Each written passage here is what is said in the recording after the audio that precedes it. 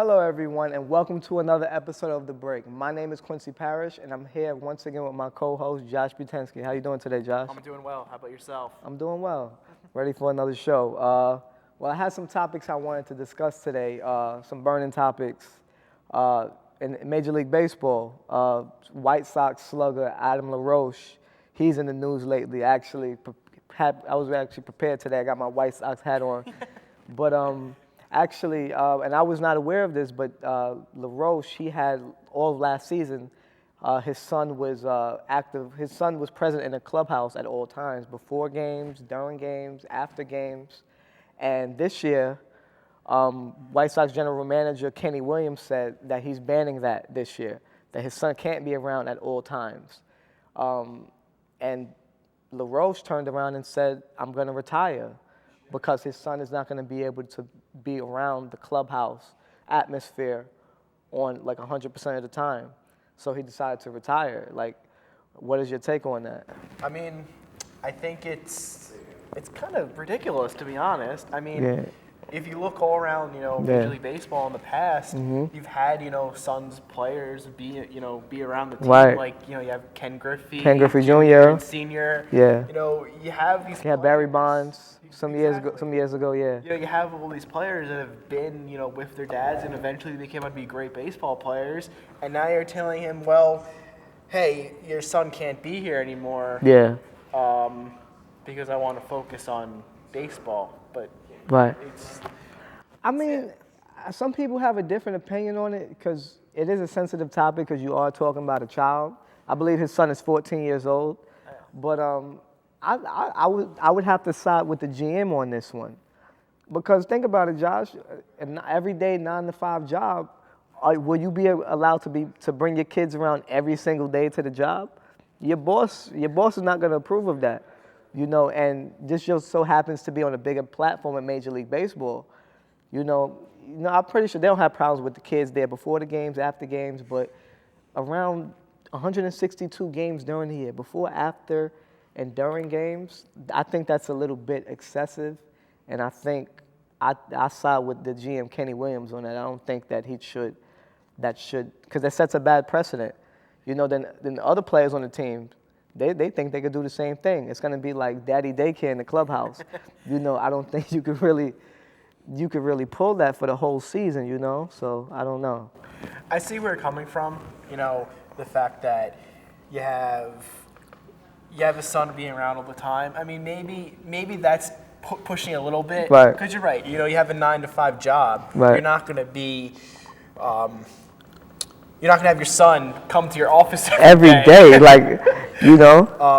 But I mean, I feel like it's not the best thing, but I still feel like that he shouldn't completely ban it, and then pretty much say, you know what, I don't want to be in a clubhouse like this. I'm just going to retire. I mean, he is. I know he's not. He's young. He's in. I forget how old is he. I think he's 36, 37. He might be 30. He probably has a few good years left him. He didn't have a good year last year. Yeah, I think he hit. But he hit hit 200. He hit like 200 with like 12 home runs, and then he got paid pretty handsomely. So, but he turned down $13 million, for that. I respect a man who's about his family, a family man. I always respect a guy like that, but to turn down $13 million because the GM said he can't be around on 100% of the time, I can't really side with him on that, as good of a guy as he is. One thing that I do like about it, though, at least he's not one of those players that money, like, you have a lot of players say that money is everything. Number one priority. It's everything, yeah, it's everything. And he's turning down $13 million to be with his family. I think that kind of says a lot Josh, I'm just telling you, it wouldn't be me. But I'm just, $13 million, I'll do a lot for $13 million. But I don't know, it's a touchy. I've heard also that the White Sox players are still, they are still in the spring training phase of the season, that some White Sox players have, they plan to maybe potentially boycott the next game. And that's a little bit extreme to me. That's really extreme. That's really extreme. How do you feel about that? Again, it's just ridiculous. Like, I feel like this whole thing is just escalated. Yeah. Like I said before, I understand where he's coming from. Right. But I think that they've been escalating too much. And, he retired because he wanted his son to be around. And the GM didn't like that. So it's. I mean, it's a touchy subject. Like I said, it's a kid involved, so you never want to, put the kid out there in like mainstream media. But I mean, it can set a bad precedent, for not only just players on the White Sox, but entire Major League Baseball in general. So you have to, you got to pick and choose your battles sometimes. So Adam LaRoche, I don't know, but I mean, we'll see how that plays out. Maybe he comes back, maybe he doesn't. I can see him maybe coming back. We'll see, yeah. Maybe not this season though. Yeah, it's a little late in the spring training. Yeah, for that. We'll see. All right. But I mean, the season's opening up soon. Yeah. And it's just been announced that Matt Harvey is going to be starting opening night against, of course, Kansas City Royals. How ironic is that? How ironic is that? Yeah. And of course, his last game, he. The Mets lost to Kansas City. Yeah. And Matt Harvey was pitching. Yeah. And they put him in the ninth, and he blew it, and the Mets lost. I mean, like I said, I'm not a Met fan myself, but seeing him lose was disappointing, especially in that fashion. Because that game, Matt Harvey, he was dealing. He had a great game. He was amazing. He was amazing until the ninth inning. Things kind of unraveled for him a little bit. But I mean, as far as it's a new season. Matt Harvey, I believe, he's a top 10 pitcher in the game of baseball today. They overall have a great staff with him, Jacob DeGrom, Noah Syndergaard. I think they got a young kid, Matz. Steve Matz. I went to high school with Steve Matz, actually. Oh wow, really? Oh, that's ironic. That's crazy. Yeah, but as far, I think the Mets they're gonna be out for blood this time. Losing the World Series, that can't be an easy pill to swallow. So you see, I don't know, is it at Citi Field or is it at? It's in Kansas City. In Kansas City, you see those guys, they get in their rings. Well, I heard, the first night they're gonna be raising the flag, right, and then the second game they're gonna be getting their rings. So it's like double torture. You can imagine how that feels, especially when you were the team on the losing end of that. I couldn't imagine. So. They have, like I said, they have a lot of. Matt Harvey, he's one of them, one of the young emerging pitchers. They have a great staff. They're gonna have a great staff for the next 5 to maybe 10 years. So, hopefully they can come out with the win. But Matt Harvey, he's definitely the guy to go out there because I believe he has something to prove. I definitely agree that Matt Harvey is the right choice. Right. But I mean, a lot of people might argue that Jacob DeGrom might be better, and he might be that better opening day starter. Yeah. What would you take on that?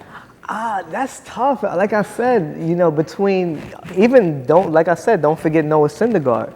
All of those guys, they have great stuff and great competitive will. All of those guys can be number one starters on any team.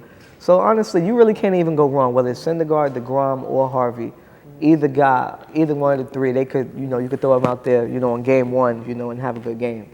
I mean, the one thing I would disagree though is I definitely feel like you have Harvey and you have DeGrom who would be your, we can go 1A and 1B. 1B.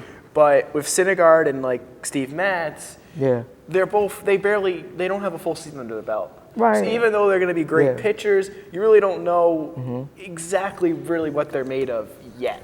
Maybe not yet, but I think we've seen enough from them. I mean, postseason games aren't easy, and I've seen Syndergaard go out there, I've seen Matz go out there, and they pitch their behinds off, So I think in a pressure-packed situation like that, those are the times when you're tested throughout the season. The playoffs is where it's at.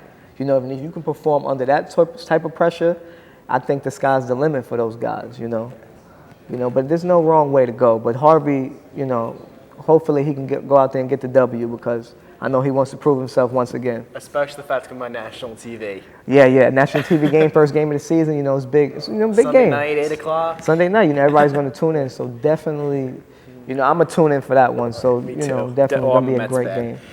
Right. One also thing I really wanted to touch on. We're here. We're from Long Island. Right. Stony Brook University. They're the first time they're ever in the NCAA tournament. Oh my, I didn't, to be honest with you, Josh, I really didn't even know they made it. Really? To be honest with you, it's a big time accomplishment for sure. I believe they won their conference this year, but like you said, big time accomplishment making the tournament for the first time in the school's history. I believe in 2010, 12, I think 13, they made the NIT. That's pretty good too. But the NCAA tournament, that's the big one right It is there. the big one. I mean, I hope they hope the best for them. I mean, they are playing, the number 4 seed in Kentucky, Kentucky, and they're the number 13 seed. Right, yeah. So I don't really expect them to get far. I mean, it would be awesome if they did, especially the fact that I pretty much live almost in Stony Brook. I mean, I live like 5 minutes away from the school. oh wow, really? Yeah. So it'd be cool if they went on and did well. But we'll see. I think it's kind of cool. I mean, I know Kentucky. They're a powerhouse. They have been for years. I think they made the Final Four last year. Won a national championship several years back. So they've been a powerhouse for years. But the tournament is so unpredictable. March Madness is here. You never know what's going to happen. You never know what's going to happen. It's one game. It's one game, do or die. You win or you go home. And under those sort of circumstances, teams, they go out and they play their hardest. And Josh, on any given night, anybody can lose one game. Very true. So Stony Brook, I'm not going to say they're going to win, but they have a puncher's shot. Yeah. We'll have to see definitely. What happens. Tune in tonight at 9:40. Absolutely. Yeah. I know I'll be watching. Well, that's all the time we have. This was The Break. I'm Josh Butensky. I'm Quincy Parrish. Thank you for watching. We'll see you next time.